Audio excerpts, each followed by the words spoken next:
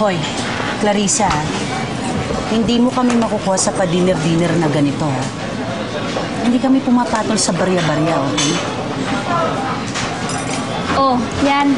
Huwag ka na magreklamo. Ito pa, pera yan.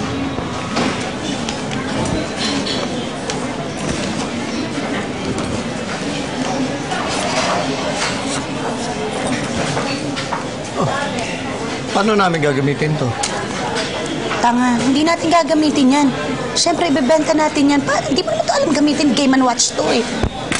Hoy, bakit ang konti lang ito, ha? Relax ka lang. Dadagdagan ko yan.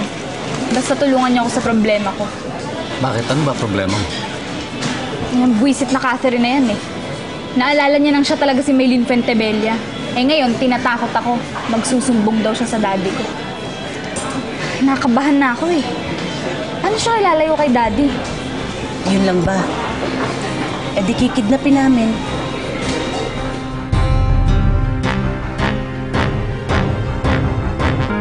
Kikidnapin?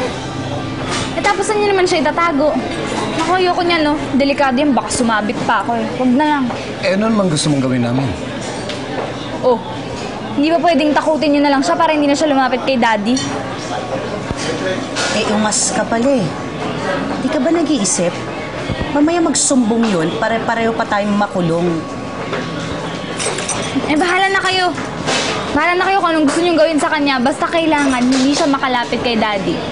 Kung kinakailangan na bantayan niyo yung mansyon namin, magdamag, maghapon, gawin niyo. Basta hindi dapat maagaw sa akin ng Catherine na yung tinatamasa ko ngayon. Sige, walang problema. Basta ba tuloy-tuloy ang rasyon, eh? Ako nang bahala sa inyo. Basta susuportahan niyo ako. Tuloy-tuloy lang yung sustento niyo.